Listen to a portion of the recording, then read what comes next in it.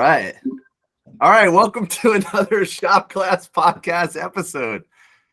Tonight, we got a special guest, Kevin Lieberman. He is a Harley-Davidson software engineer. And what's kind of cool is that he's pretty diverse. He's got a software background, but also he's a tinkerer. So he has built his own electric vehicles. And so welcome, Kevin. How you doing? Thank you. Thanks. Yeah. Speaking of which, I'm out in my garage. It's right there. Always under some kind of maintenance. I'm doing well. Thanks. Thanks for having me, guys, and chatting with me. Yeah, and we're going to look at that vehicle very soon. That is the Humbug, which is a like a Hummer version of a Volkswagen Beetle. Now, you got to understand, Kevin's on the West Coast, Southern California. This is normal to have a like a Beetle bassist project car. And so we're also tonight we're joined by Nick, Tech Ed Fireman. How you doing? Present, accounted for. And we got Duke. Yeah, from East Stroudsburg, Pennsylvania. What's going on? And so I was a little late to the meeting, and so these guys got caught up. Anything I missed? What'd you guys cover? 3D printing. Yeah. A little bit more 3D printing. Okay. Talking about the evolution of the Catskills in New York. Of course, Harley-Davidson. That's right. And Duke, you ride, right? Do you have a Harley? Yeah. Got a couple of them. Not the electric ones yet, though, but waiting. I still like the rumble of the gas power. Well, so what's cool is that Kevin handles some of the software that makes those rumbling old bikes still work. So he's got I don't know what, I guess the modern bikes have, similar to the cars, they have like OBD2 and stuff like that. Yeah, they have CAN bus and computers, and this one, I don't know if you could see back there, is, got a full infotainment system with maps and radio and Bluetooth and all that stuff. And we're always trying to push the envelope and technology and make it better for next year. We got to convince people to keep buying new Harleys, and if they're already so good, what do we do? So constant improvements in the connectivity and safety is another issue we're looking into, and making improvements to the gas bikes while also working on technology that translates to the electric bikes as well. That is true. I do follow Harley-Davidson, and they are always keeping their technology up to date, bringing new technology in a lot of times with the bigger bikes, the cruisers, but then trickling it down to the smaller bikes as well. Do they have a couple, probably more than a couple? They just have a new like braking system, the old it's almost like the sensors like a lot of the cars have now. It brakes when they're more near objects, because sometimes, as a rider, you do days off a little bit, and the next thing you know, there's a deer and, running across the road. Well, those are the kinds of things we experiment with. We don't have automatic braking on the bikes. We're always looking into it. The problem is, with a motorcycle, you are part of the suspension and the steering and everything. So if you're not paying attention and all of a sudden we slam on the brakes, or even apply the brakes harder and you're not expecting it, there's a good chance it'll send you off balance. So what is the balance of tech in there between, like, trying to do that automatic braking and causing an accident because we braked when you weren't expecting it? So we're trying to innovate in those areas and how we can improve safety in that, and a visceral riding experience. Nice. Duke, what's the newest version bike do you have? I have the 2008 Crossbones. Yeah. That's the one with started off with the Springer solo seat, when Harley was doing the blackout editions. Yeah. The a lot of the came up with the denim paint, so it's like a flat black paint. This one does have pinstripes on it though. Mini 8-hanger handlebars, but as the larger front wheel. Harley started doing that with some of the Sportsters afterwards. Yeah. What does the larger front wheel do? Probably soften out the road a little in the front. Probably a little bit for looks. I do have a Springer front end, so that takes a little bit of the suspension off the front end as well. Okay. But it's not carbureted, so it's electric start. Ah, Don't have to warm it up, just get on and go. Yeah.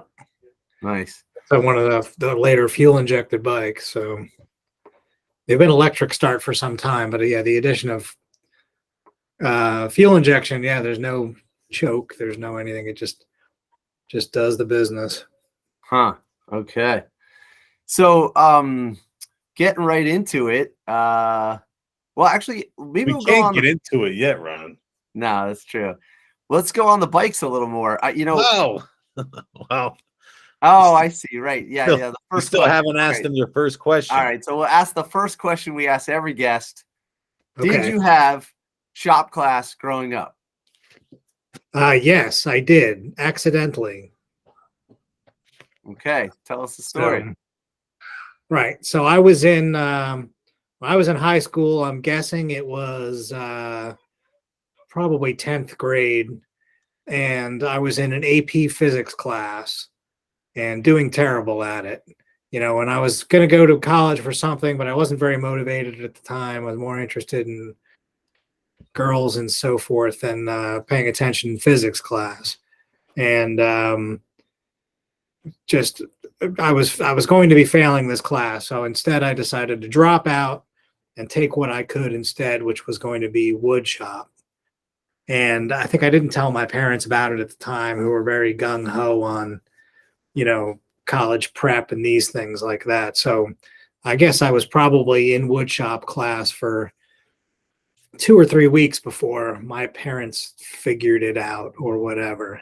And I remember at the time they were very mad at me for dropping this class and not telling them and whatever, but not just patronizing you guys, but it was one of the best things I ever did, because I'm going to go to college. I'm going to learn this physics stuff anyway, and calculus and everything that I needed to do for that class. But I learned woodworking and how to make a joint and how to measure things and get them to fit and how to nail and glue and sand and everything that was required in real life, like when you own a house or when you want to build your own furniture or whatever else. These are things I was not going to learn in any other class. So it ended up being very important to me. I know my way around a table saw now. I may not be an expert, but I know how to operate these tools and I'm not afraid of it. If I had not had that class, I don't know how things would have went. It's funny because it is like an option, and there is a stigma during that era.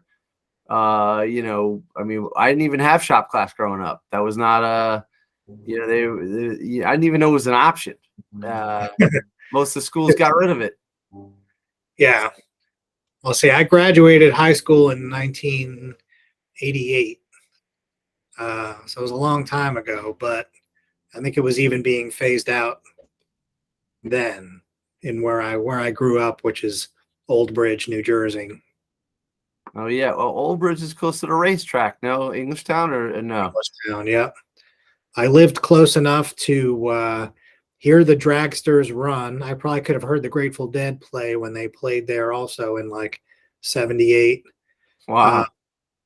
But I certainly can hear the dragsters run, but my parents were so not interested in things automotive and so forth that we never went. Oh my God. races You were down there and you never went. Right. We went to the Englishtown auction, which was like the flea market there, which Yeah. is still happening to this day, I believe. But we never went to the races. Wow. That's amazing. Yeah, And it's how funny. ironic you ended up in the industry.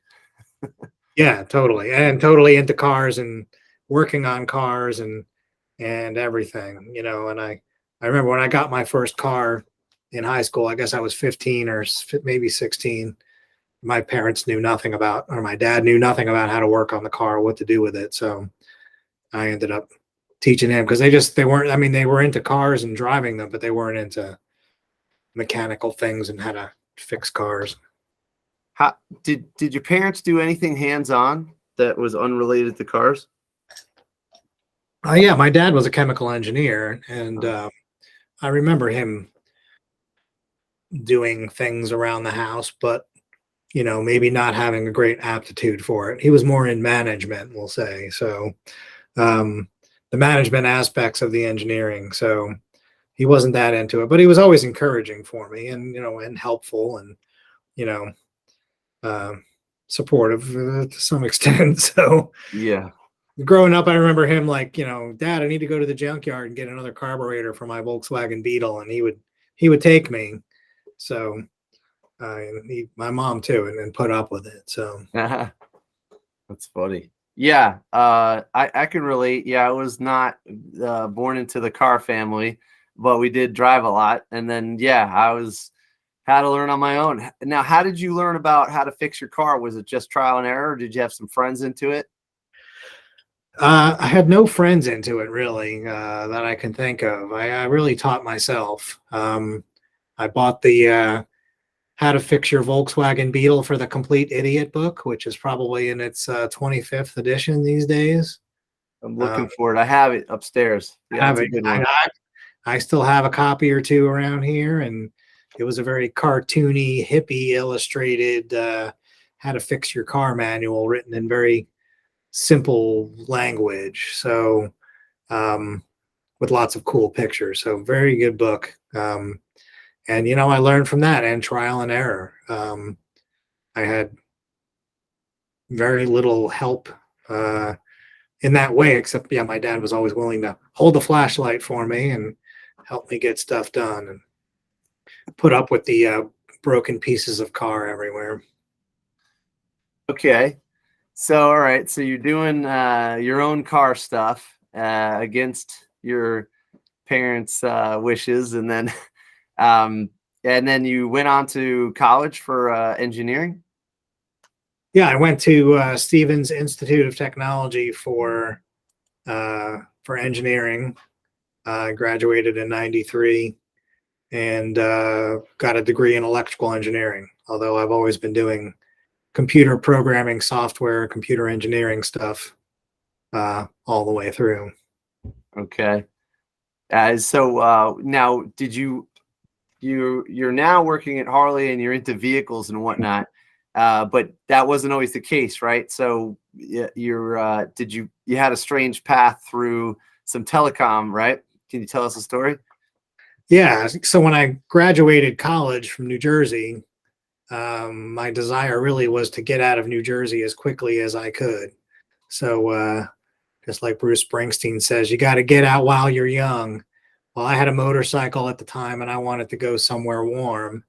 And I remember studying for finals and looking through a magazine that had something to do with my senior design project and seeing job opportunity in West Palm Beach, Florida. So that still remember it vividly. It was like 3 or 4 in the morning, and I was in the bathroom, and I got my corded phone out and called this place and left a message saying I wanted to interview for this job. A few weeks later, they flew me down for a job interview, and I started working for them right out of college. 2 days after graduation, I packed everything up and moved down to West Palm Beach, Florida. That's a big jump.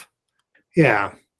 So, and that was a telecom company. Yeah. Well, before the days of the internet, you used to get your information from 800 and 900 phone numbers. So we had computer automated system, racks and racks and racks of computers that would answer these phone calls and tell you the I found the book. results. Yeah. Oh yeah. There's the book. Tell you the results of the, whatever sports games going on. You hear the live calls of the horse racing, psychic lines. Remember not Celine Dion, what was her name? Dionne Warwick's psychic lines and all that stuff. And we'd write the computer programs that would answer the phones and give people the information. And Oh, now I understand. So wait, so these were automated pieces of information, and people would call in, and it wouldn't be just an answering service. It'd be like it would give you live updates through the call line, right? On some of them, yeah, it would be like press 1 for sports, press 2 for horse racing results, and then it would be press 1 for Preakness, press 2 for Del Mar, whatever the track was, and then other people were recording the races and putting them on there. So people betting on horse racing, that was the biggest to start with. And then it Wow. was psychic lines. They'd run these 900 number commercials, and people would call to talk to a psychic, and we'd route them through to these psychics that were taking the calls from home.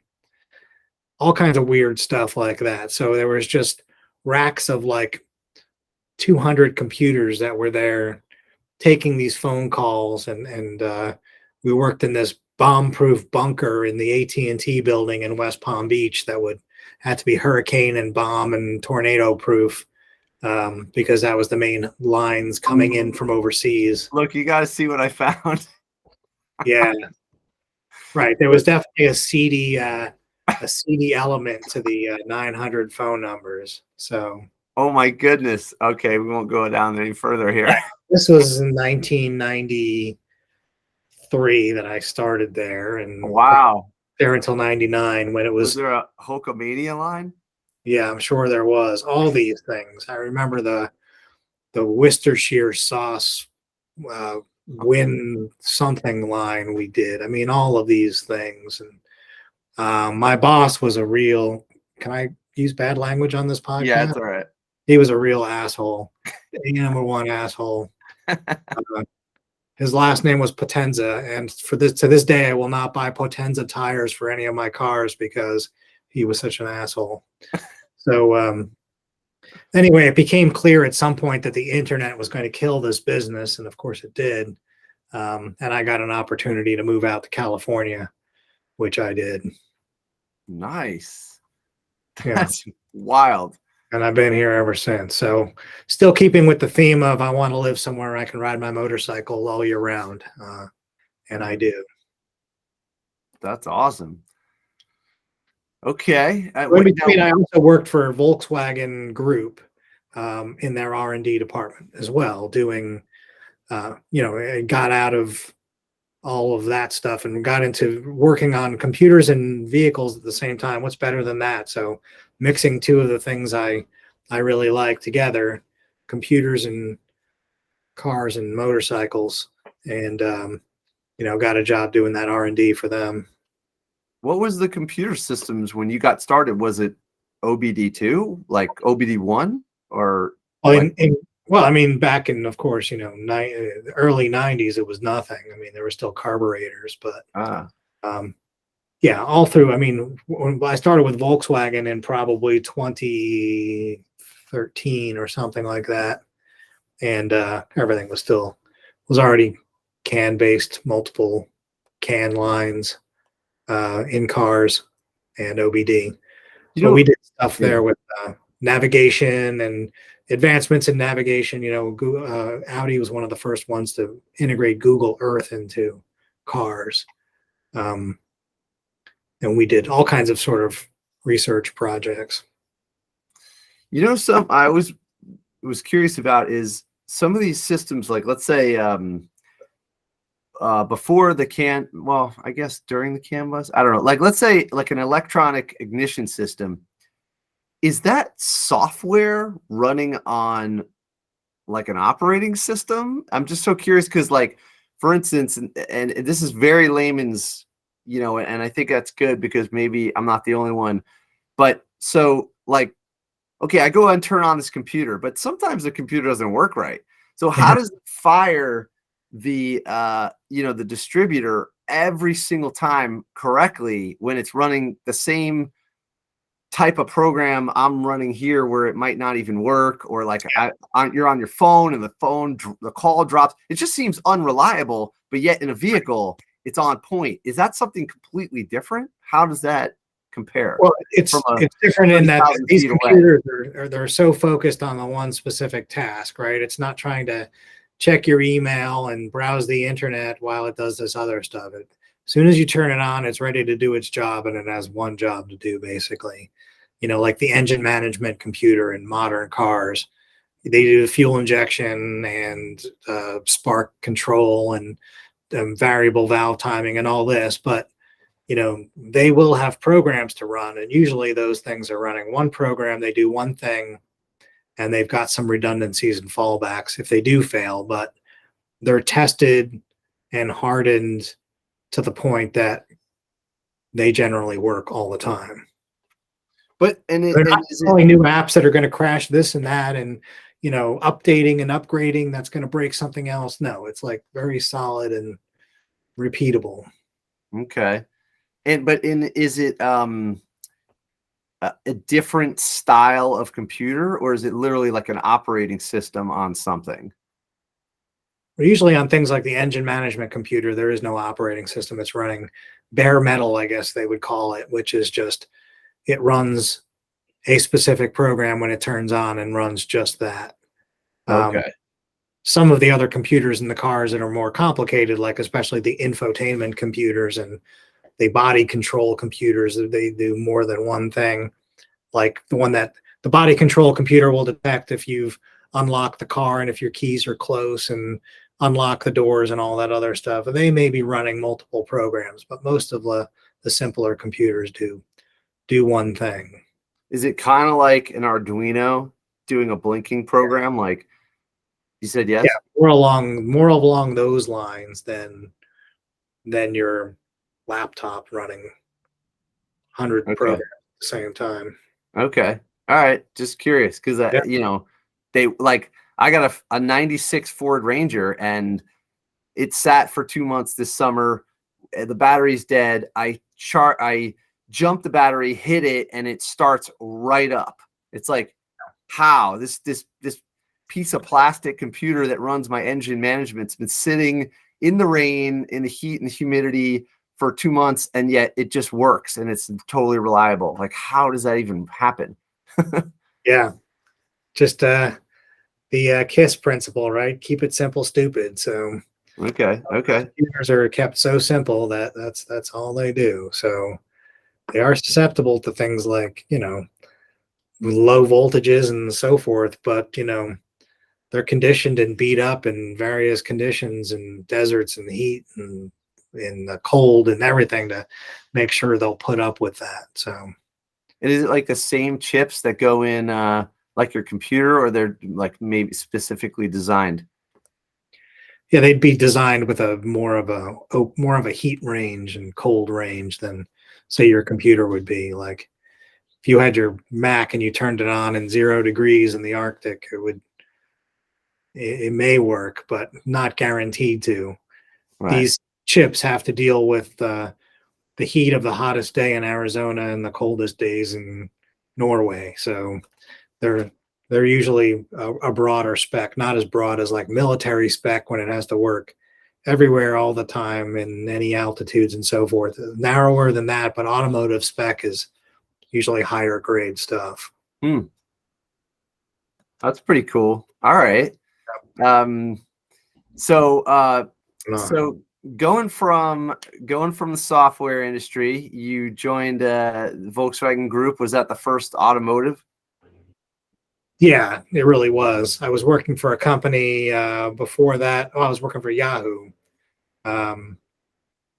doing like video advertising and how to monetize video ads and keep track of all that. And while it was fine, it certainly wasn't something I had a passion for. It paid the bills and some of the tech was interesting, but in the end, I do the stuff that you don't want to see on the internet. All the stuff that happens on the internet before the stuff you really want to see on the internet, that's what you're looking at.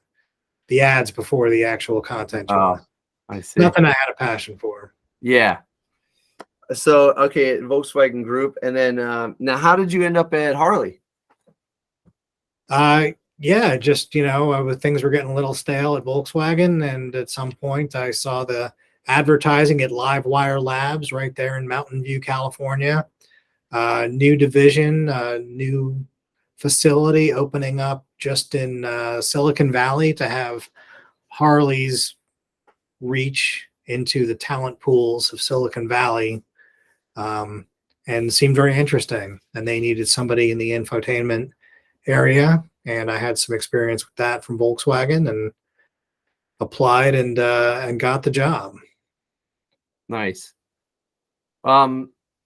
So, can you describe some of the things that you do with Harley, and then we'll get into some other DIY stuff after that? Yeah, for sure. So, I said I'm in the advanced engineering department, which is sort of R&D in the electrical area, and we specifically look at infotainment's a big one. How do you come up with infotainment systems and ways of using it that are not distracting to a motorcycle rider, but at the same time give you the information you need and the experience you've gotten used to in your car? Safety systems, maybe vehicle to vehicle communication stuff. How do we, if your vehicle is talking to other vehicles around you, it would make it a whole lot safer, right? So things like that. And I can't get into deep specifics, but those sorts of areas. Advancements in lighting and vehicle architecture, and how to add accessories on motorcycles while not sacrificing any of the safety aspects.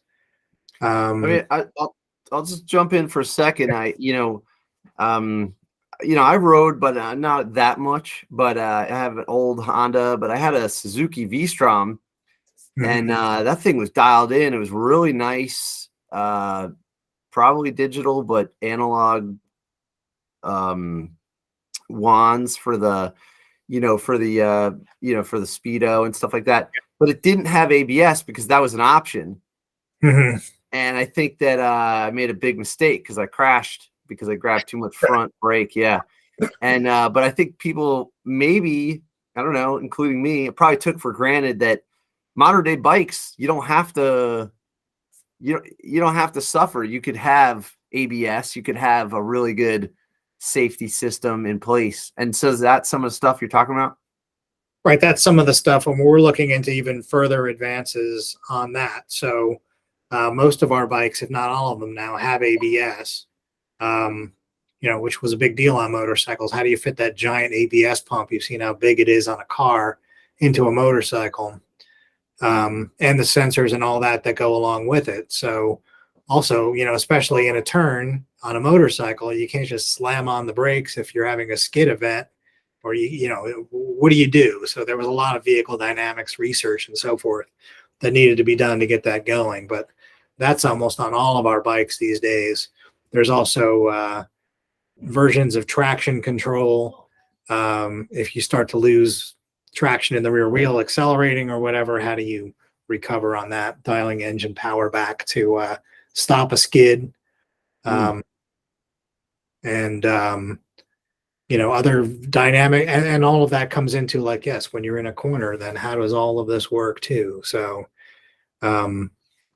and advanced safety also. How do you do blind spot detection and warning on the motorcycle? And how can you do advancements in cruise control? So like some of the Ducatis and BMWs, I think, have these days, like they have cruise control that'll follow the bike or the car in front of you, or not go faster than that, adaptive cruise control. How do you do that on a bike when the bike is turning and your horizon is actually changing? How do you do that? The front of the bike is not always following exactly behind. It's not always looking exactly straight because you lean and you counter steer. So all of these aspects come very interesting on a motorcycle. And then, of course, on a motorcycle, you have a lot less space to work with on a car. So if you come up with these advancements, how do you fit the stuff in there? How do you make it work? And also the margins on motorcycles are less. Even the most expensive Harley is not in the realm of the least expensive Tesla, right? So how do you come up with these advancements and put them on bikes and still keep it affordable? Duke, do you use any of these high-tech things on your bike? Oh, my cruise control is that star on your right thumb grip. Yeah. the throttle lock. It's a throttle lock, and that's it. Yeah. That's my cruise control. But that's the one thing Harley is doing. Mine's like a 2008. I have a 96 cubic inch engine in there. But the latest ones, I keep getting emails from Harley about the Lowrider El Diablo. Has a 117 cubic inch engine in there. So like Kevin was saying, everything's getting bigger, but you only have so much space. Like what technology are they using to squeeze those bigger engines in the same size, pretty much frame bike? Right. And how do you make an engine that's that large still efficient? We're up to 131 cubic inches these days is the largest. I think we had it in a crate motor, but I think it's in a production bike now as well. So they're dual plugs per head. They're still push rod. Those are still push rod engines, I believe. But all the other efficiencies that you can do to still get maximum power out of cylinders that are that big. Now, I mean, probably there's aircraft cylinders that are even bigger than that, in air cooled. So those bikes are, I guess, they're liquid cooled heads, but those are still air cooled engines. How does Harley keep up with the educating the mechanics with the new technology? Yeah, there's always continuing education for all of the dealers, which are, of course, independent dealers working out there. The digital tools we're giving them are always advancing at the same time, the tools that'll diagnose the systems on the bikes. But yeah, mechanics, just like with cars, have to keep advancing their knowledge and have some basic understanding of CAN communications and how the different systems on the bike work together. The same way as, somebody who worked on Hondas in, the 90s may not know anything about fuel injection and stuff like that. So you have to keep advancing your knowledge to stay up to date and employable. Yeah, that's cool. And did you work at a bike shop for a while? I did sort of, as the said web geek. That was my title on my business card. I worked for Retrocycle in Boonton, New Jersey. I just happened to go in there one day because I was into motorcycles and talking to the guy and saying I do websites and stuff. And I was an independent contractor at the time. And he's like, "Oh yeah, we need a website." And we're just talking. And I ended up being sort of part owner of the web business on that and getting all the catalogs online and, made some good friends in that area too. So yeah, it was nice because at the time I was like, I'll go work in the motorcycle shop this day. And I was doing that work and other work, but I enjoy being around bikes and people that are interested in bikes and learning from the people that work there, how these parts work, how they all go together, and, optimizing this web experience when, most little motorcycle shops didn't have websites to get their parts online and get more exposure all over the world. So it's kind of interesting.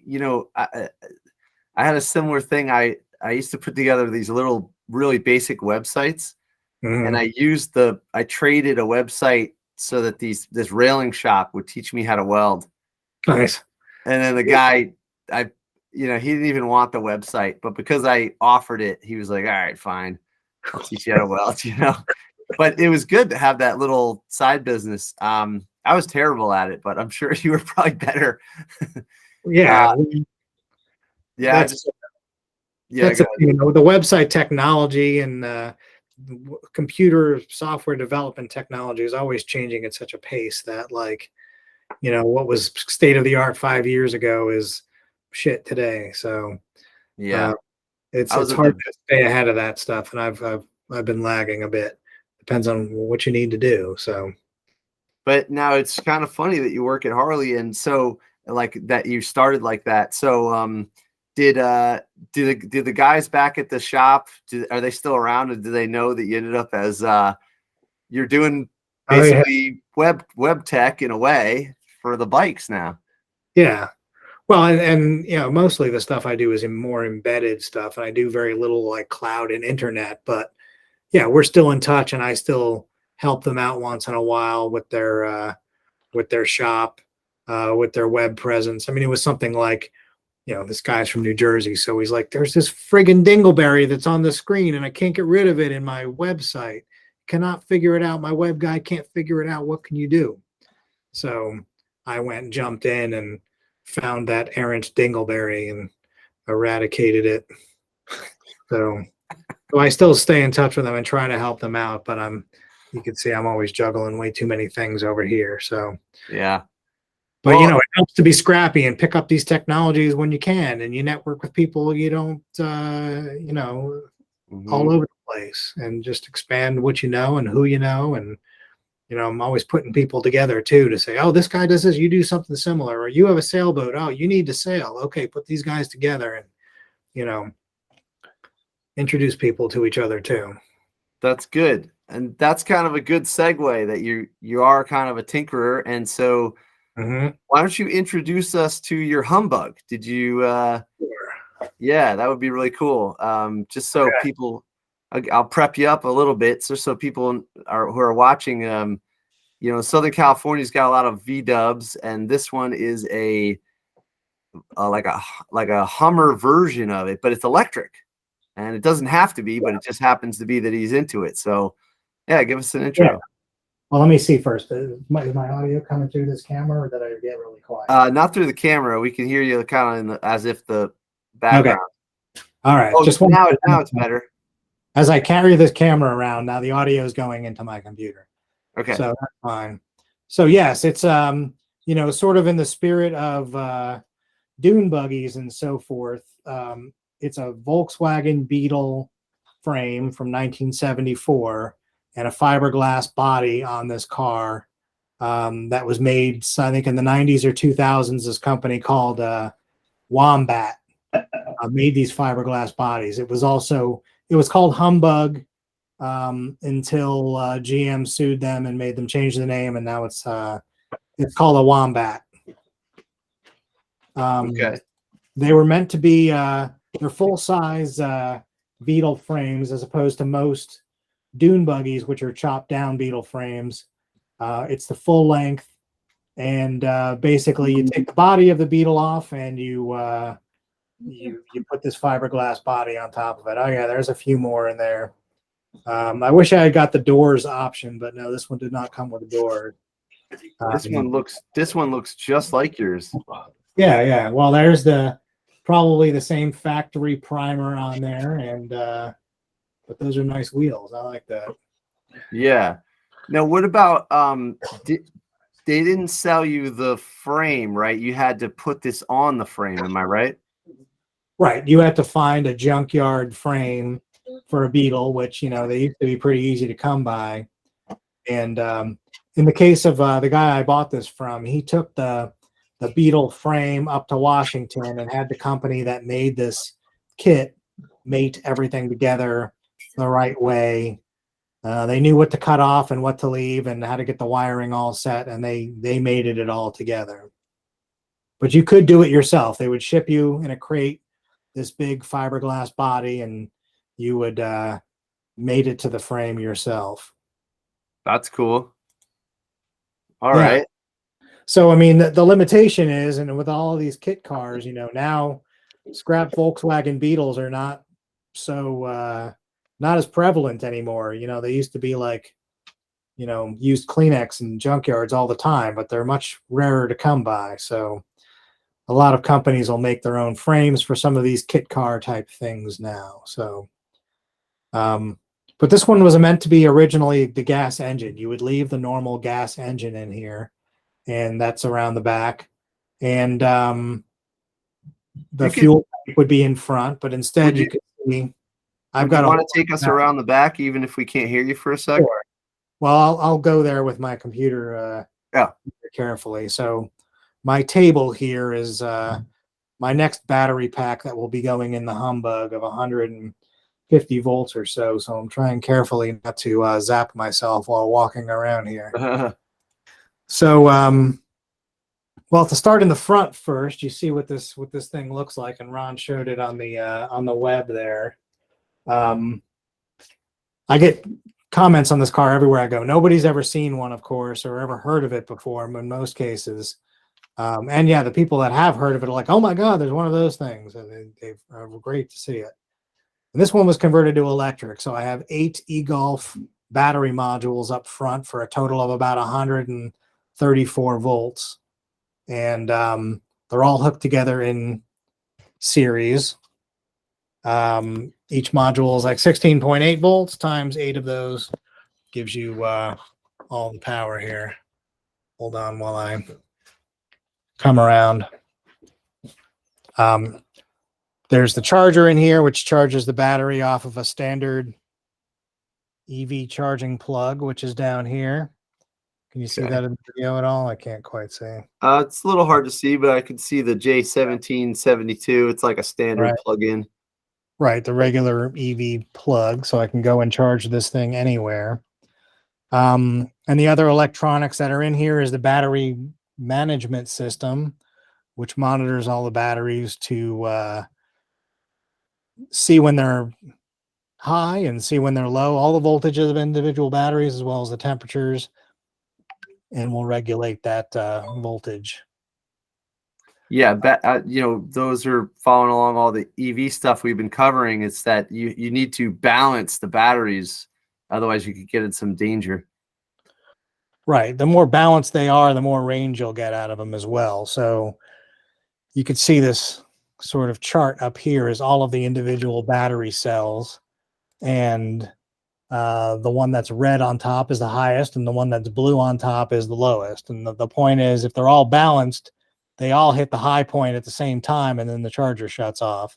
If one's higher than the others, they all have to shut off before that, because they're all in series. They all charge at the same time, and hopefully at the same rate. So you stop charging when the highest cell hits the highest point.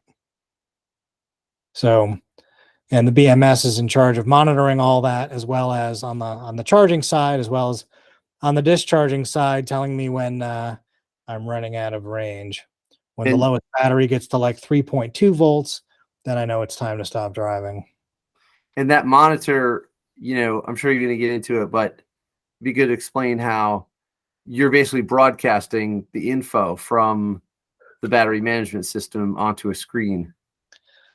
Yeah, so there's the black box right there is a Raspberry Pi computer, which is receiving all of the CAN signals from these individual battery monitoring systems, and collecting those, and then collecting information from current sensors and other things to tell me how the car is doing. And it's logging all of this information so I can analyze it later to see how well the car is doing, if there's any batteries that are going bad, if there's anything that got too high in temperature or anything else I need to worry about. Yes, and all of that while I'm driving broadcasts by Bluetooth to my phone to an app that I wrote that allows me to monitor all of this while I'm driving. Basically, it's my gas gauge as well as my temperature gauge. So it's kind of infotainment, but DIY. Yeah, right. It's not. It's more of the info side of the tainment. There isn't much entertainment in it except the scenery as it goes by. But it could be at some point. I've purposely left off things like radio and music in here because I'm always listening for something going wrong while I'm driving. It's like a test vehicle. Yeah. Kevin, how far can you go on a charge? Right now, about 25 miles, depending on how aggressively I'm driving. The idea is that I've got this bank of batteries right there, which Ron and I were welding up before he left. And there'll be 3 rows of those. And once I get those on the car and mounted on the back here, I'll get closer to 80 miles of range with the existing battery pack up front and then this new battery pack in the rear. So everything I've done on this car, I've done it on the cheap, being married with kids and having no extra income, I've been getting everything free or cheap, and now continuing to garage sell some extra parts I've got, or I come by from my other EV hobbyist friends to just pay for my habit here. The car I got cheap, the motor came with it, the controller was a cheap thing I traded somebody for, and so forth. And I'm doing this all in steps rather than buying the latest expensive batteries and motor and spending possibly tens of thousands of dollars on this. Like, just for comparison. Oh, sorry, dude. Go ahead. Oh, it looks like there's a shifter on there. So is that Yeah. just your the drive and reverse shifters, or can you shift it like a manual clutch? Yeah, so you'll see that I've retained all three pedals over there, and there is the original Volkswagen Beetle transmission is still in here. I really only use third gear and reverse, but they're all still there. First and second gears are basically useless. They run out too quickly, and I can start from a stop in third gear, no problem at all. And fourth gear, only if I'm really going like 50 miles an hour plus would I even consider going into fourth gear. See, so yeah, the clutch yeah, is preserved as well as all the gears. See, you need to keep the manual transmission because the motor runs out at, like, I don't know, 6,000 RPM, similar, I guess, to, the engine that would have been there. Maybe it would have been a little less than 6,000, but you have to switch, right? So, it's kind of similar in that way. The electric motor will run out of torque at that certain RPM. But really, I mean, in a normal drive, I leave it in third, and that's where it is all the time, and I don't need any more than that. You can go from like 0 to 65 miles an hour and leave it in third gear. Well, Do you still have to use the clutch, or will you stall out? It won't stall, but you'll get a lot of grinding noises if you don't. Because unlike a gas engine, when you let your foot off the gas, the go pedal, that motor will keep spinning and spinning and spinning. It'll take, like 2 minutes to spin down. Whereas a gas engine, you let off the gas, it immediately spins down. So yes, to keep everything still meshing, you need to use the clutch to shift gears. But not to start. So you could be at the stoplight with your foot on the brake and it's in gear and it won't stall. Yeah. But exactly. To change gears, you definitely want to hit the clutch. The big silver plate that you see on the screen next to the motor is the adapter plate. So behind that is the transmission, and then the cylindrical piece with the wires coming off of it, that's the motor. And so that's kind of like made it up there as if it is the gas engine. Right. Yeah. There's an adapter plate and basically a chopped off part of the original crankshaft that is the adapter between the splines of the electric motor and the clutch and pressure plate and all that of a regular gas car. I like that you did it, like you're saying, on the cheap, because, when a lot of people ask me about conversions, and I always say to them, just get started, buy someone else's project. You'll find batteries, and then they say, oh, well, I want a lot of range. Well, maybe just start with like 25 miles, and then you could see how you like the car. You could dial it in, Right. And that's been my philosophy on this whole thing, because if I tried to like start out, I want 100 miles of range and 100 horsepower, I'd never get it going, especially on having next to zero budget. Or if I decided I lost interest, or it wasn't fun, or there was other problems with the car, I'm not that deep into it. So I've been doing this all in steps, and frankly, I've made some mistakes along the way, like not having a battery management system to start with in here. But I learned from all these mistakes and helped others along the way too. Can you throw a flashlight in there? Yeah, let's see here. Sorry, my wife is asking me something. No, it's okay. Yeah, basically the battery management system is like super I important. cannot start the chicken. I'm still on this call. Sorry. No, it's okay. We'll let you get going soon. No, that's all right. Okay.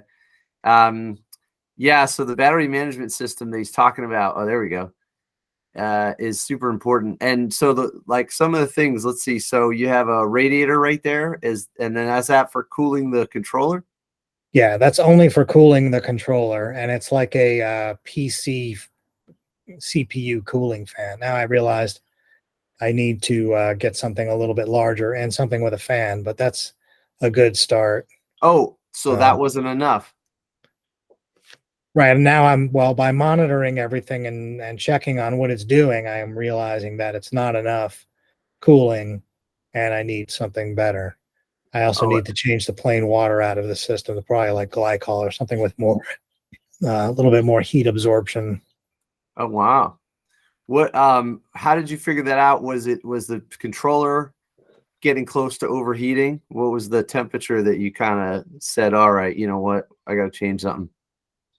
Yeah, well, it was getting up to 80 degrees Celsius, it's on the edge of being too hot. And the controller will dial back the power before it fries itself. But just by monitoring that, I can tell what's going on and knew that I was in the danger zone. But this controller that you have there, you probably didn't get a chance to show it yet, but just so they know, I think it's is it a 500 or 1000 amp controller? It's a pretty serious controller, right? Yeah, this is a 1000 amp version that's in here. I started out with a 2000 amp version. And I realized that was way overkill. Oh, now there's the 1000, but I have it dialed down to like only 400 amps because it'll kill my motor if it'll either kill the motor or the batteries or both if I really gave it everything it can. wow. How do you dial it back? Through computer? Yeah, it's all configurable by software. So I said draw no more than 400 amps. And for those who are still in the car world, do the amps directly correspond to horsepower, or do you have to add in the volts to get your kilowatts? And then you could do from watts to horsepower.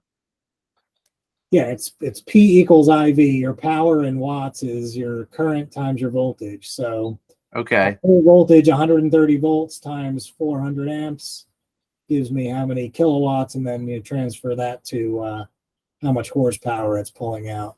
So I'll do it. 130 times 400 is 52,000, and then so that's 52. Did I do that right? 130 times 400 is 52,000 divided by 746. Okay, so that's like 70 horsepower. Yeah, that sounds about right. But that's 70 consistent horsepower. So that's from 0 RPM all the way through to the top of the RPM in any gear you want. Right.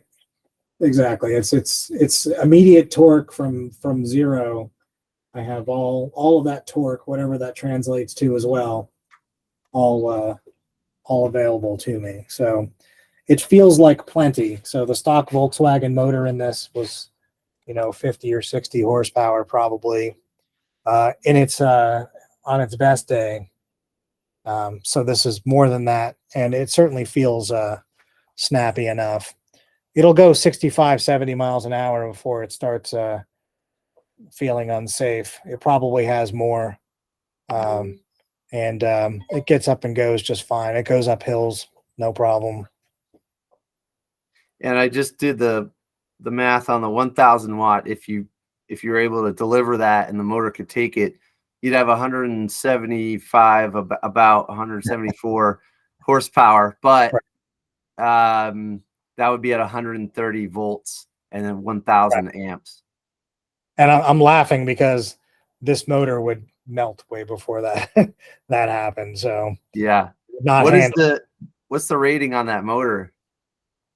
I don't know what it is in amps, but maximum horsepower it's meant to put out, period, is at maximum voltage, which is 144 volts, is 100 horsepower. So, and, you know, it's not going to fail gently.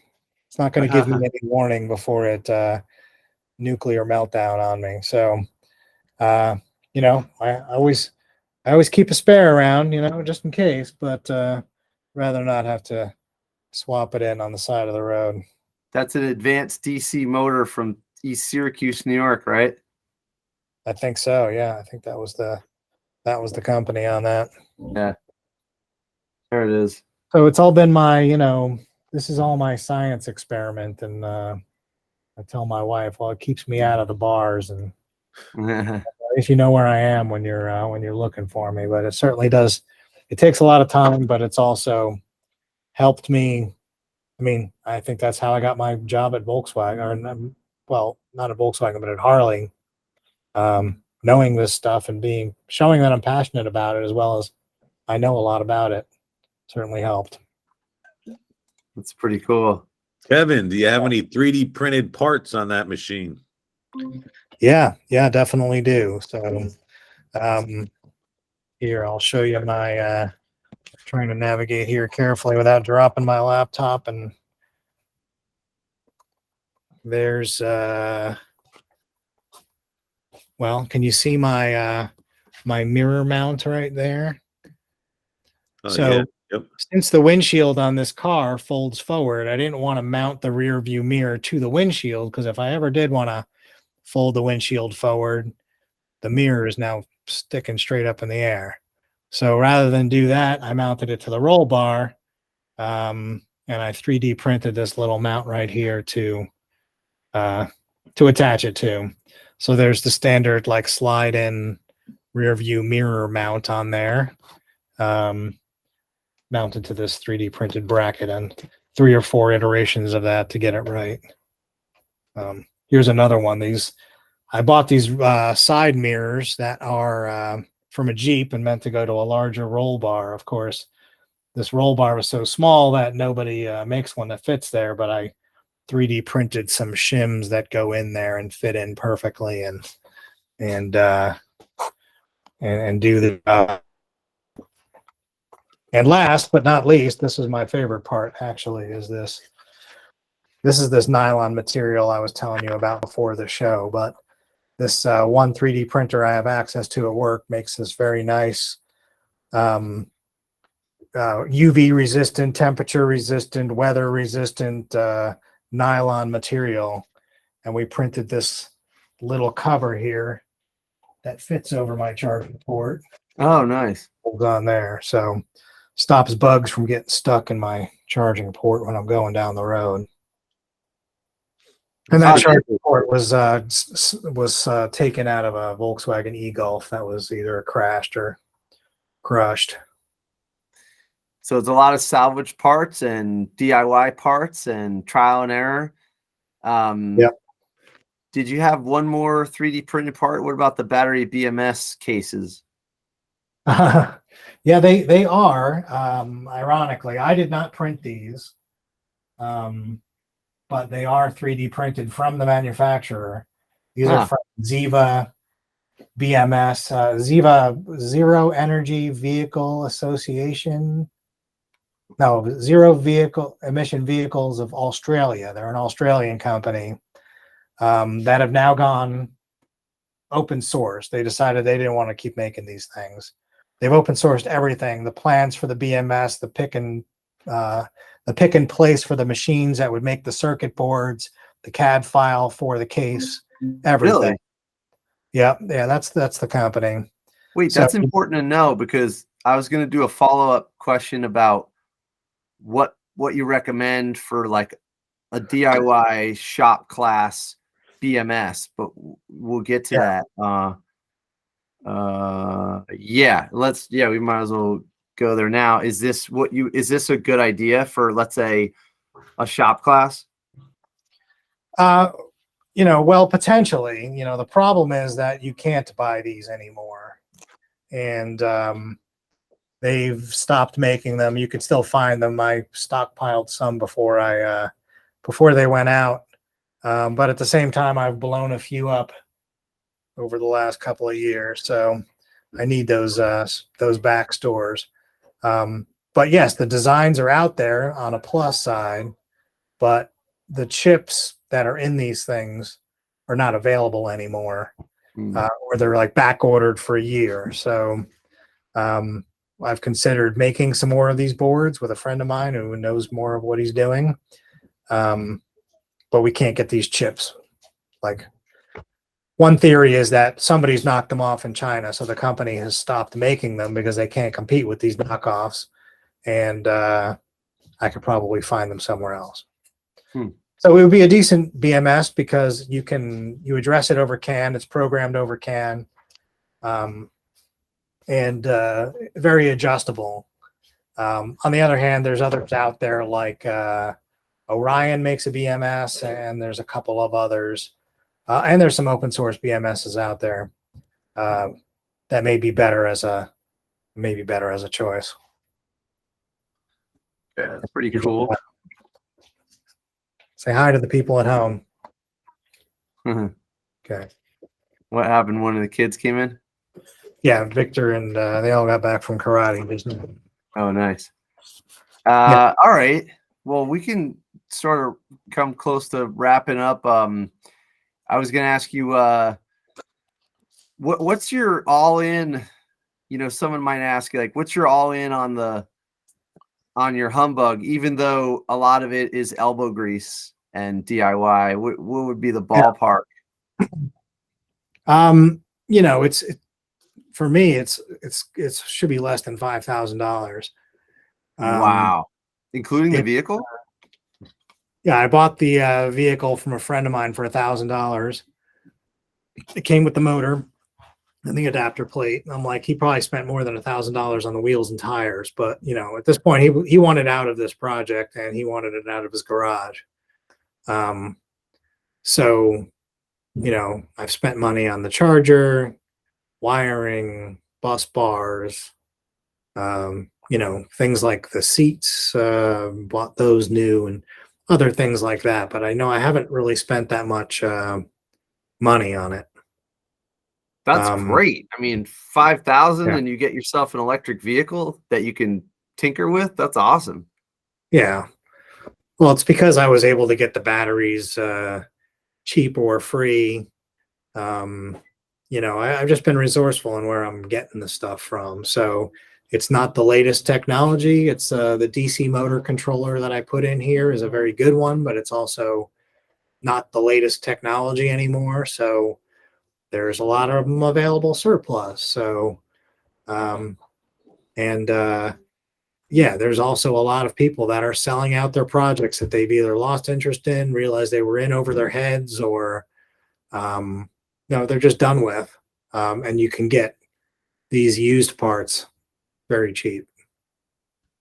Yeah, I bought as you know, I bought my electric Fiero, which was converted in like 10 years ago in California. I bought it in New Jersey for $1,800, but it's got $25,000 worth of stuff in it. Yeah. Yeah, exactly. But what are you going to do? Take each individual part off and sell it on eBay? It's going to take a long time and a lot of work. So I understand people want to get out of this thing. Yeah. Like, I know this guy probably spent $8,000 on just the body of this car, maybe more. Wow.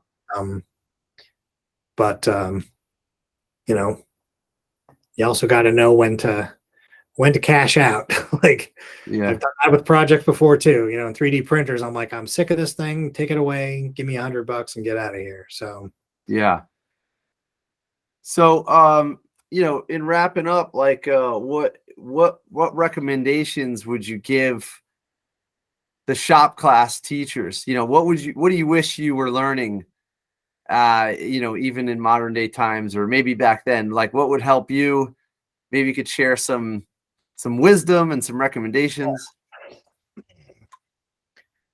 Well, I think the problem with two of my favorite shop teachers that were in New Jersey when I was growing up is they were so old and decrepit at the time that they were out sick all the time and unable to really do their job. So, hey, while you're still young and able to do stuff, get that wisdom into the kids and get them going. So, a lot of my shop time ended up being self-directed because we had substitutes. The teacher was out. So, hey, shop teachers, take care of yourself and, don't smoke those cigarettes and things like that. There's, sort of joking, but that was one thing. I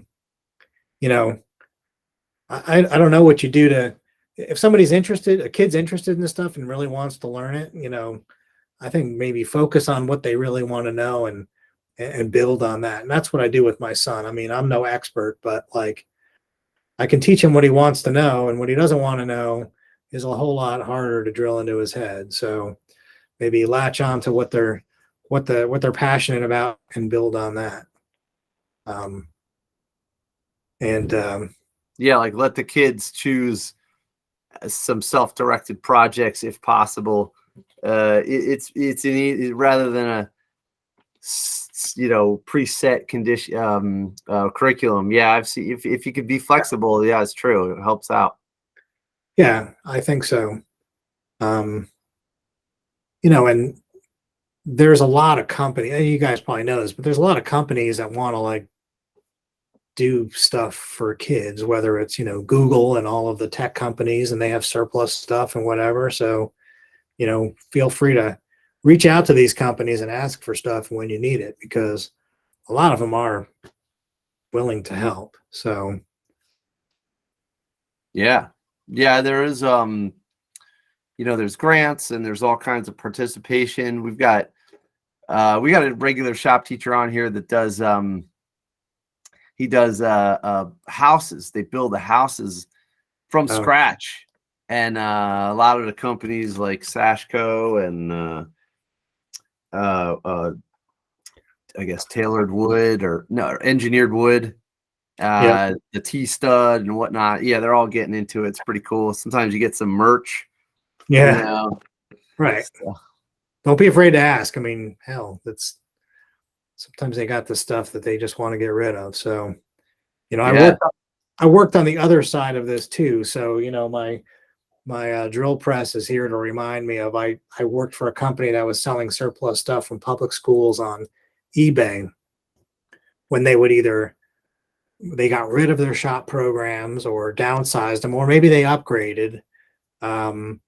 Maybe they remodeled classrooms. And some of it was like donated stuff to the schools that they got the stuff. And then they're like, well, we don't know what to do with it. Silicon Graphics had donated a bunch of computers and like nobody knew how to use them. So we would just sell them on eBay. So that was another sort of aspect of this, or at least this shop equipment that was sitting and rusting in a warehouse for 5 years finally got into somebody's hands that was able to use it, because we were able to get it on that secondary market. That's cool. That's cool. Yeah. So you've kind of been on all sides of this. Yeah. I did their website and data management system, as well as was out there teaching people how do you inventory a table saw and figure out what are the things people want to be able to, if they're going to buy this, what are the people who are into table saws looking for, as well as school buses and medical equipment and, piles of used furniture, all that stuff. Duke, you got anything you're gonna add before we kind of wrap it up? I got one more question about CAN bus in a sec. Oh, you're muted. I'm not used to the Google Meets as much anymore. We don't have to meet like this every day, which is nice. Oh, yeah. I think this Kevin was our first guest that actually snuck into a shop class. Yeah. Oh, good. That's funny. Thanks. That's funny. Yeah, that's good. Nick, you got anything for us? I got a question about the CAN bus. If you were to teach a high school class about CAN bus, what would be your approach? In retrospect, that Curtis controller we were playing with is a good way to go because it only spits out 2 messages, and it's fairly easy to understand what it's spitting out when you're looking at it. That's a decent thing to look at. Okay. He's talking about a electric vehicle that we were working on at a class in California. It's Curtis controller, and it's a AC controller. I think it's a 1238 they call it, and you can read the CAN bus off of there and turn it into something you can understand. Right. So you can see like, well, the thing is spitting out these messages. What do these messages mean? Just receiving only. And then like I'm looking at my GPS module. Well, that's CAN too. Well, then we could just attach this GPS module to the CAN bus too. And now we see the car's information, but we see latitude and longitude coming across. But you got to like take this value and multiply by this and add this one, and you can show some of that math too. So maybe if you can get something like that to add to the system.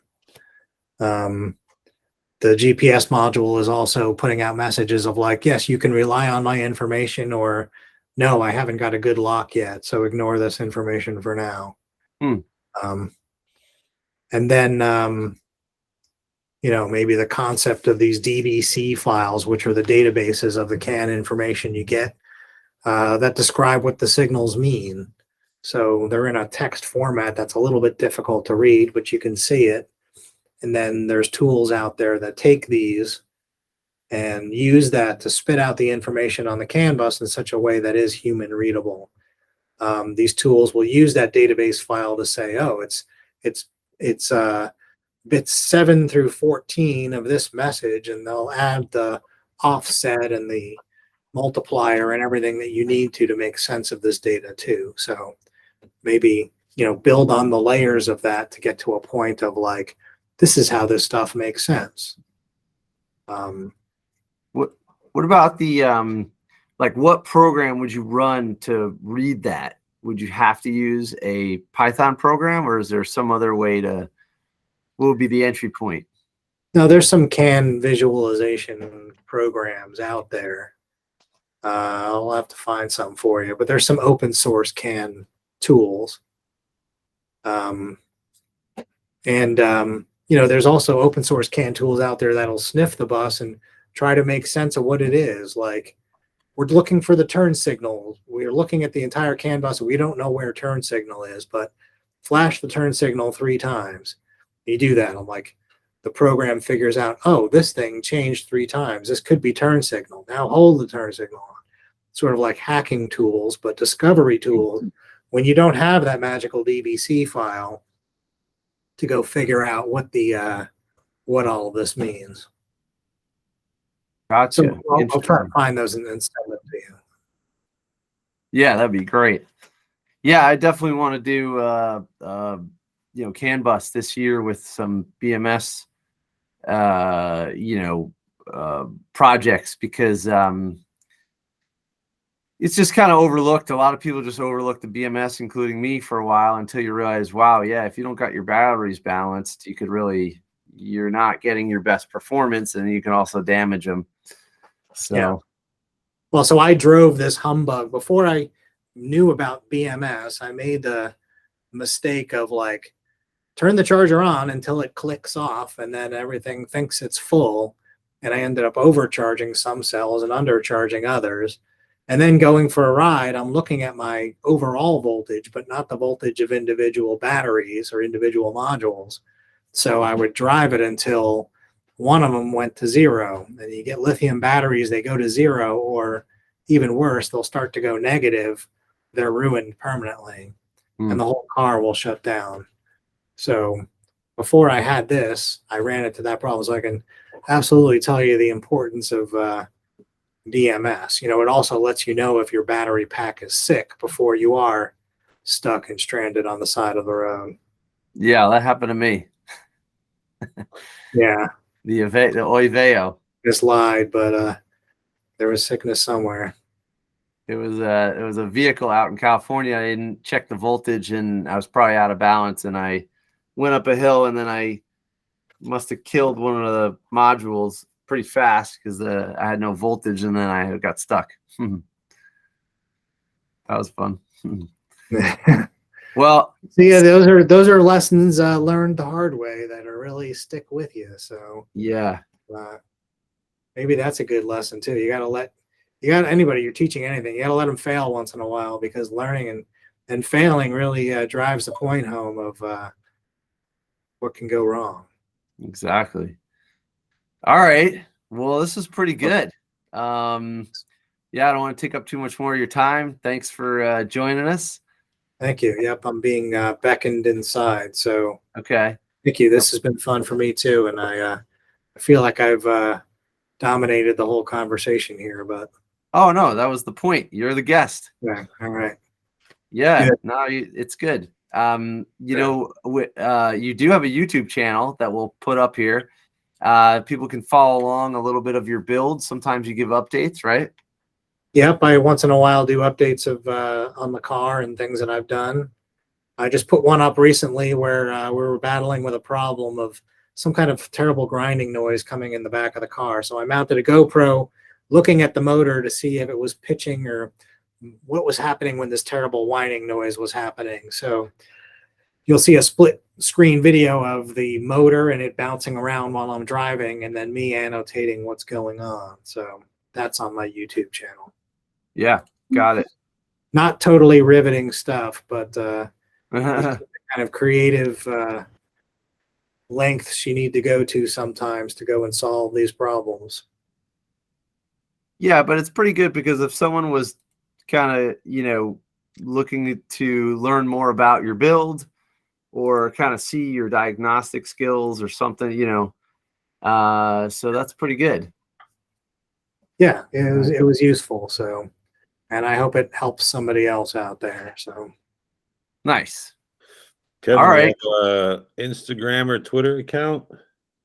Yeah. Instagram I think is Kevin Lieb. I don't know. I never use that thing. Let's see. Maybe I'll send it to Ronnie and put in the show notes or something. Yeah. Yeah, we could put it in when we put up the YouTube channel.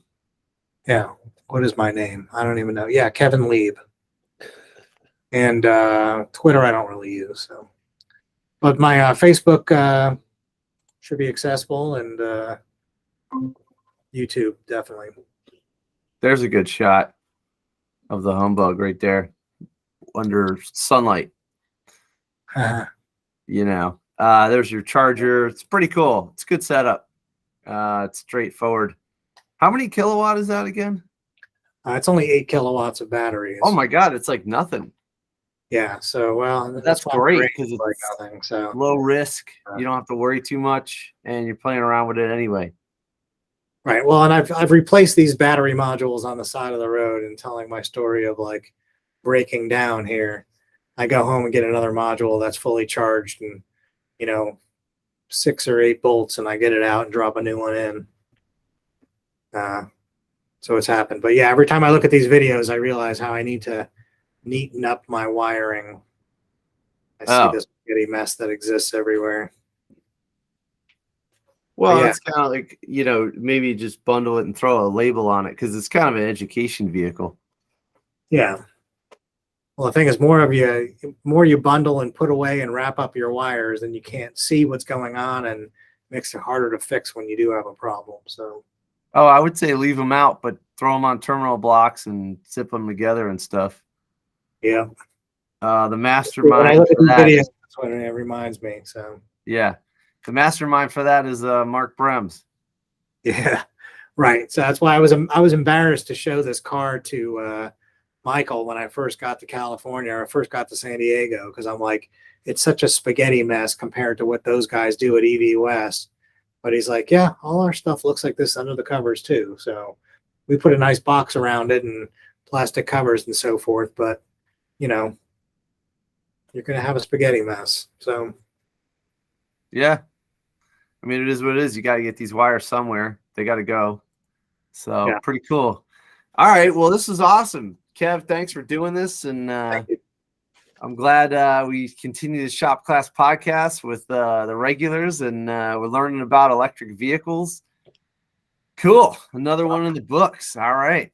And Thank anyone to add anything else before we go? No, thanks, Kev. It was cool catching up with you, talking to you. Thank you. Thanks for having me. Okay. All right. And we're out. Bye. I think Duke's going to handle killing the recording. Okay. Yeah, let me know when it's posted. I'll send it to my network.